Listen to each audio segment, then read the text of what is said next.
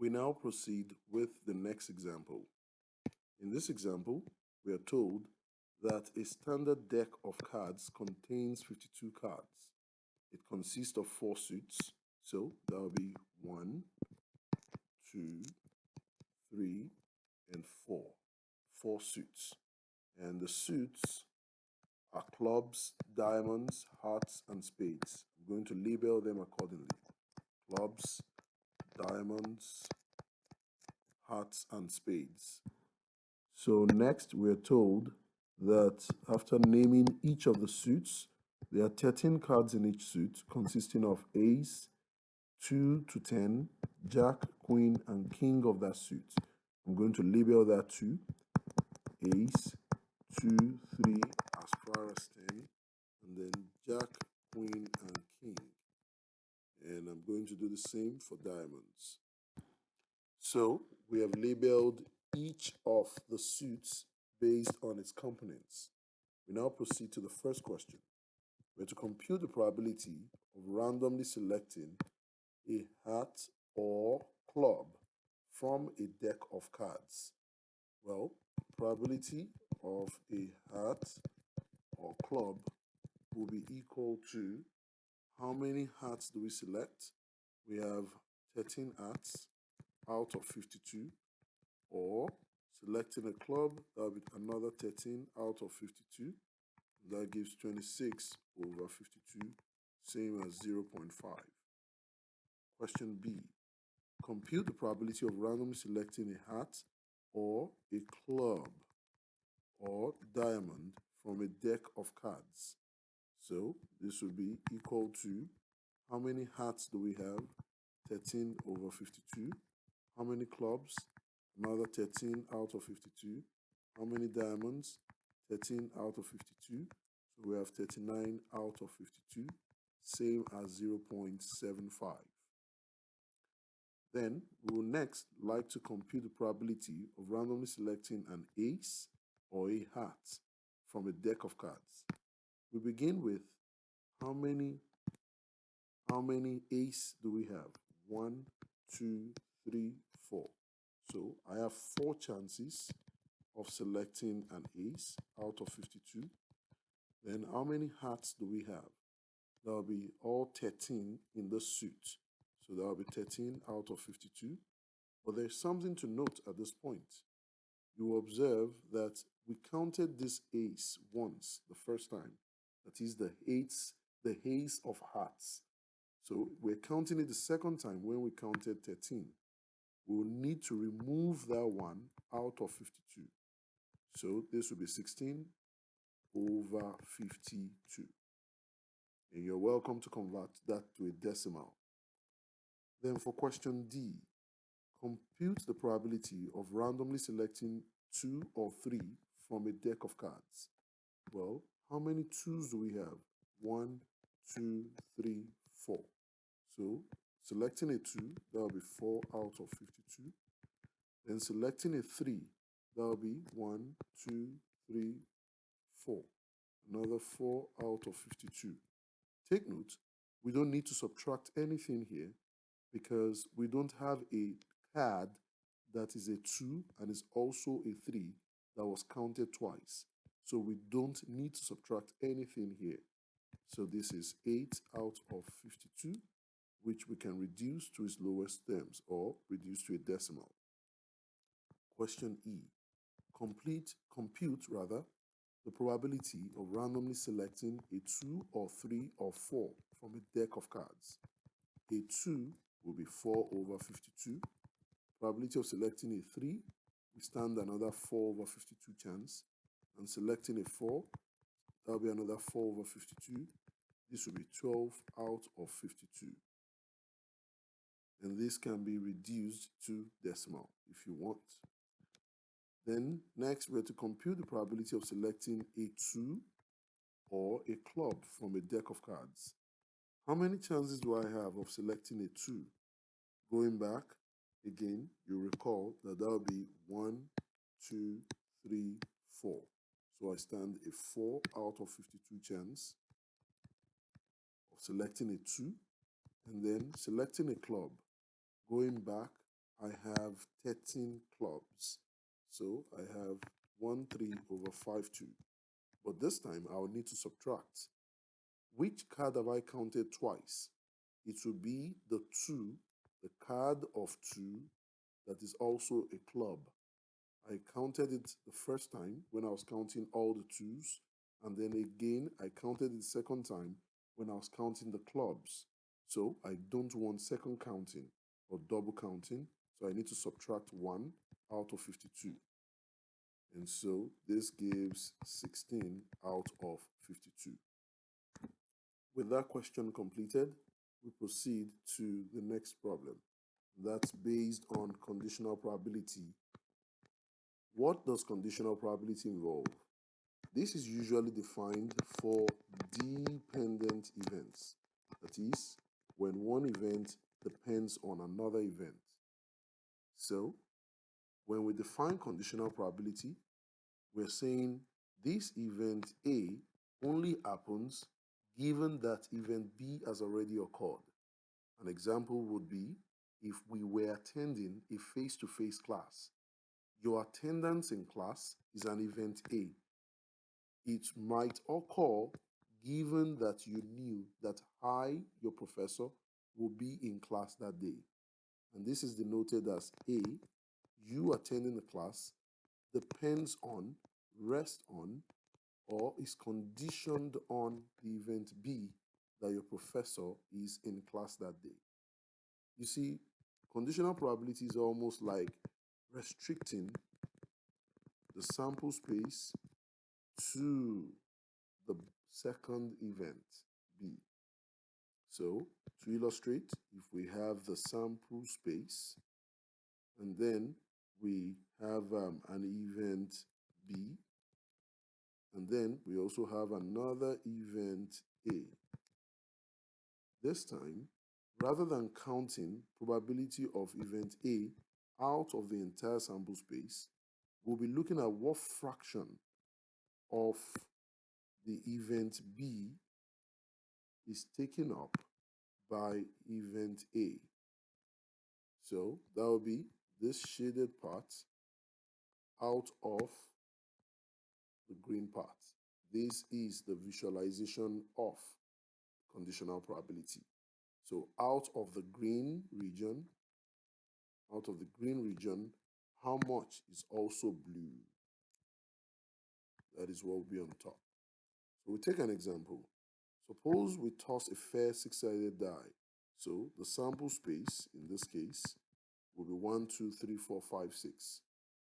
And we have the event A, which has the points 2 and 3, and the event B, which has the events 2, 4, and 6.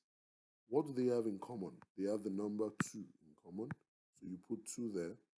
And then A, you have 3. The remaining points in B are 4 and 6. So you have 4 and 6. So we have 4 and 6 here.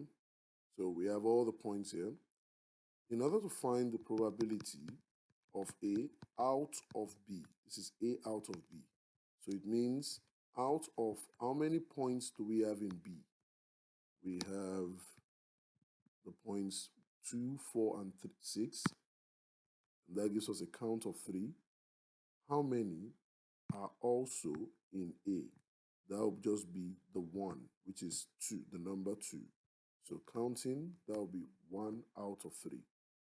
So out of B, that is what this slash means. Out of B, how many are also in A? So out of 3 points, 1 is also in A. And that 1 is the point 2. So with that said, take note again that this represents the bottom. How many points are in that bottom?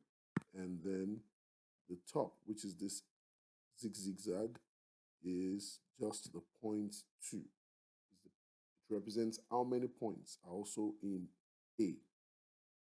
Now, having talked about dependent events, we want to note that two events A and B are said to be independent. We talked about that earlier when we talked about the AND events.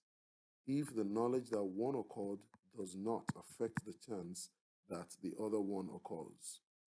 There are, mathematically speaking, three ways to consider or to check if two events are independent.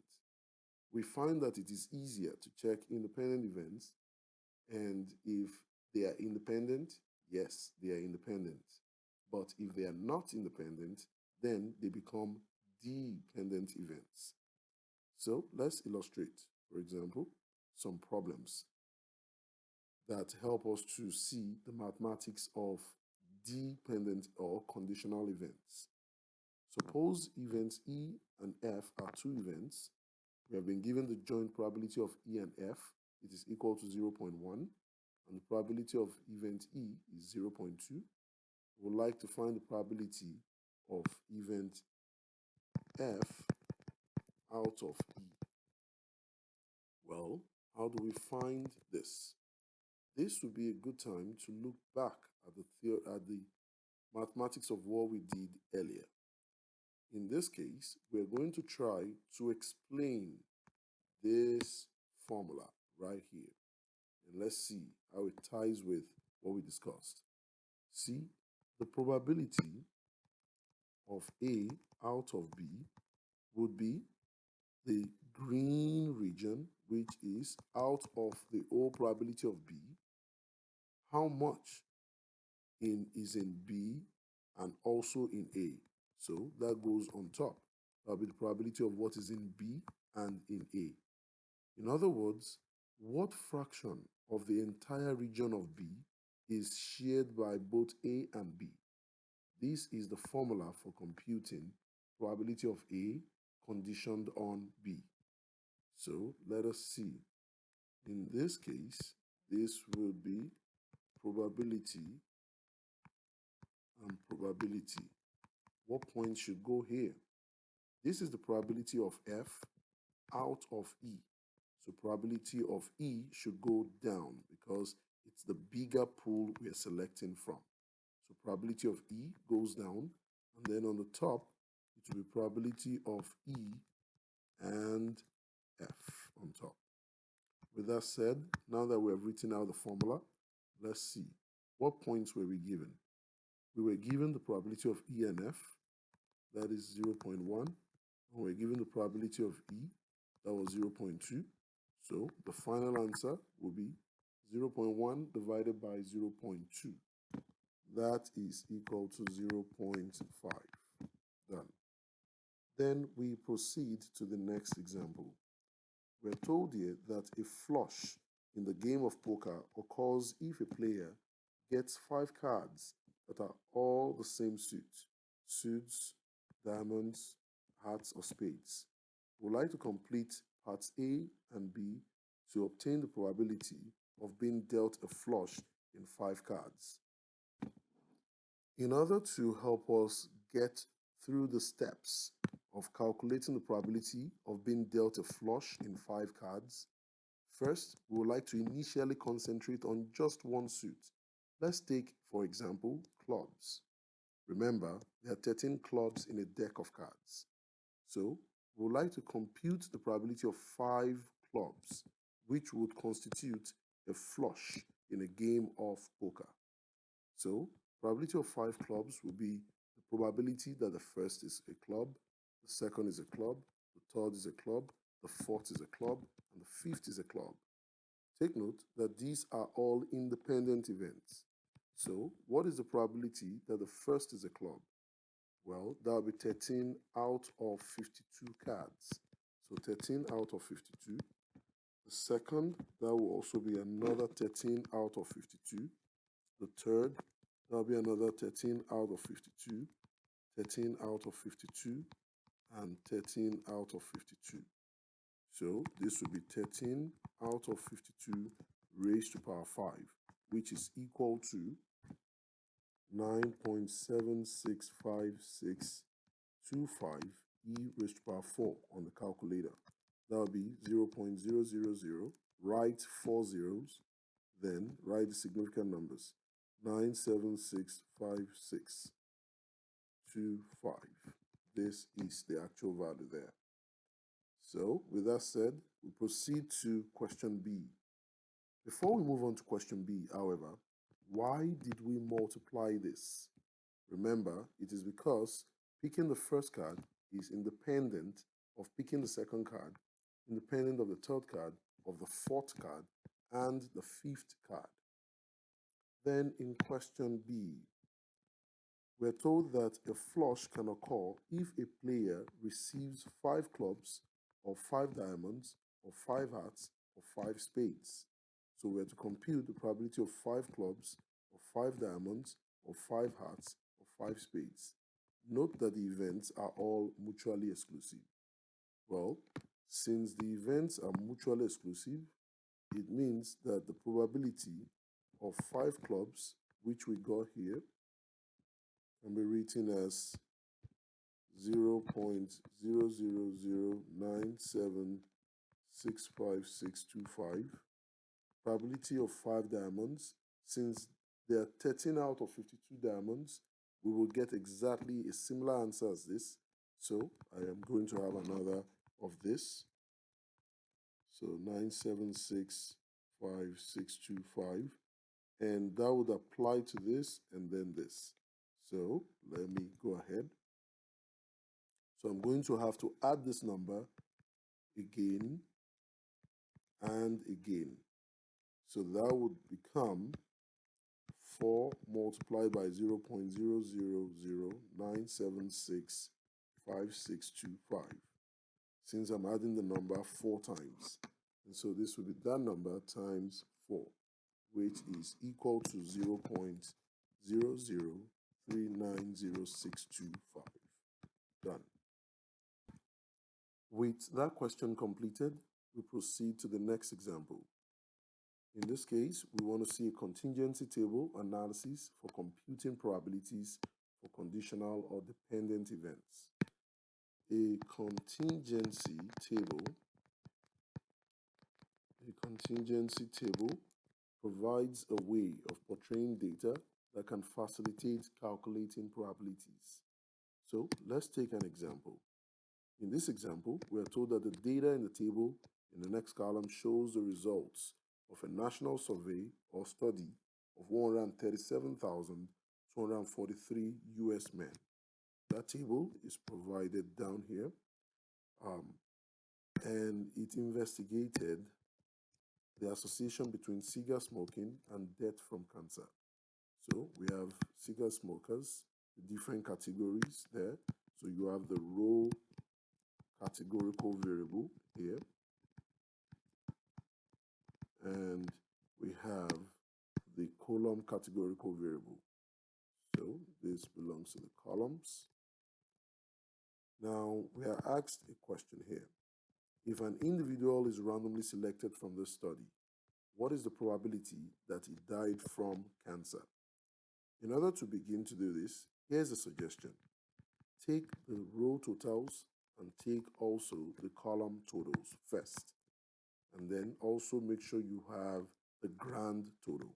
So let's do that first. For example, the total of 782 plus 91 plus 141 is 1014. The total of this column is 136229. And for row totals, you have 121529. We have 7848. And finally, we have 7866 for a grand total of 137243. So back to question A.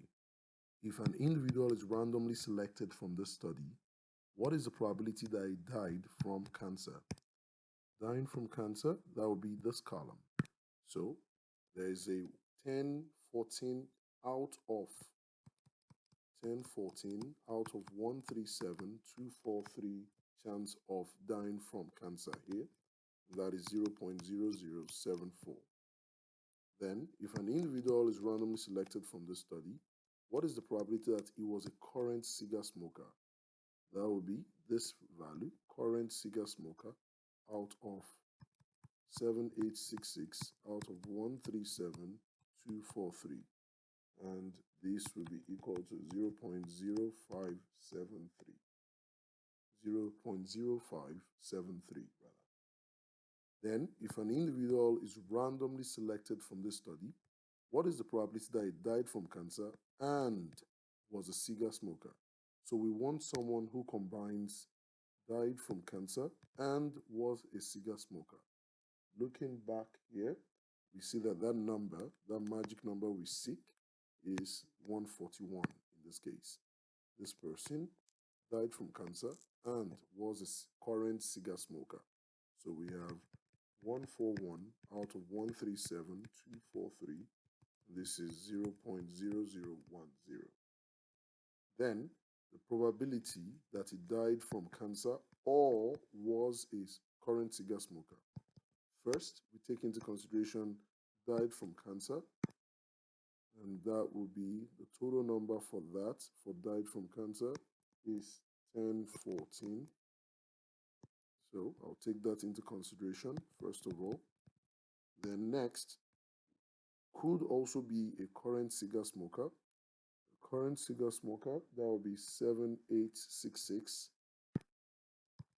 7866. However, there's a number I have counted twice, and that number is 141.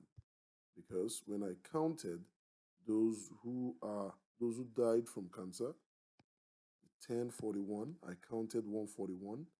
Then when I counted those who are current cigar smokers, in 7,866, there was 141 again.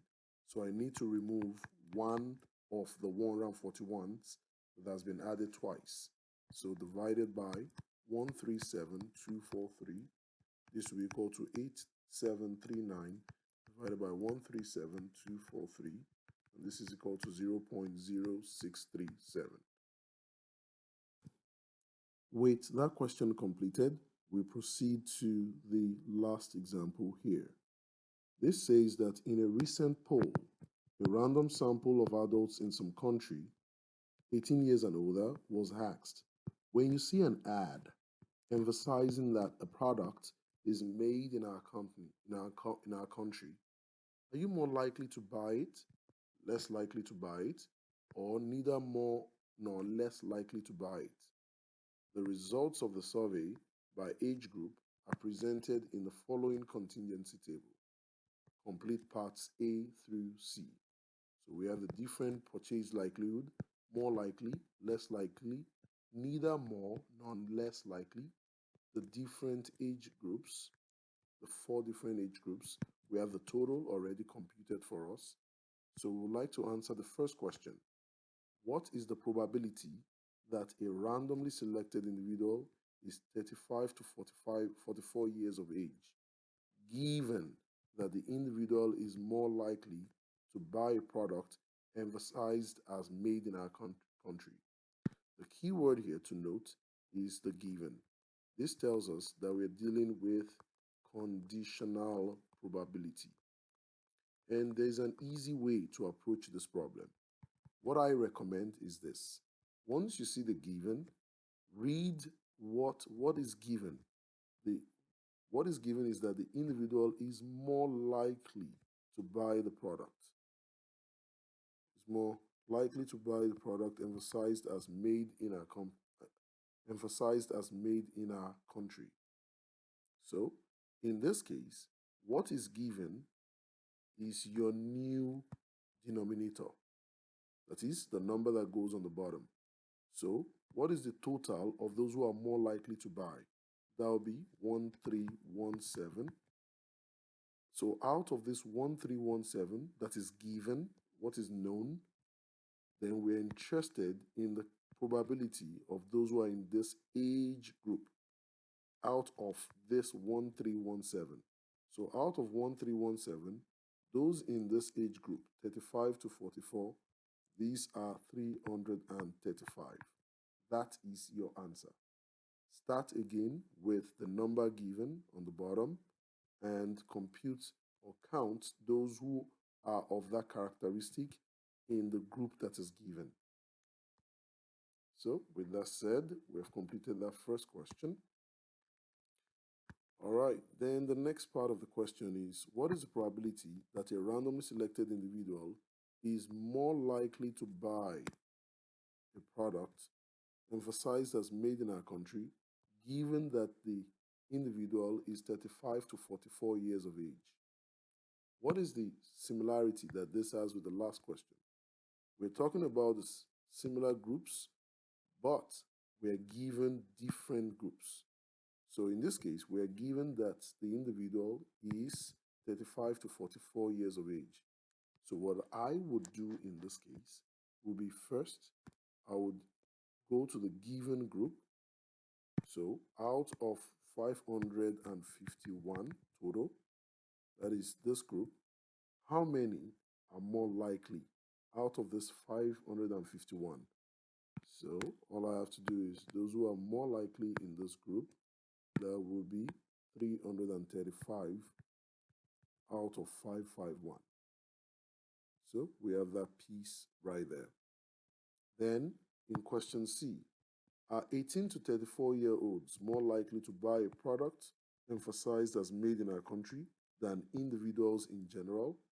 Let us see how to approach that question. In order to answer this question, we need to make a comparison. First, we're going to compute the probability of 18 to 34-year-olds, given that they are more likely to buy a product. That would involve counting how many who are more likely to buy.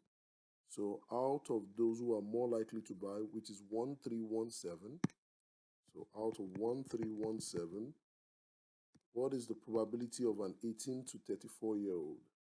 That would be 203 right here out of 1317.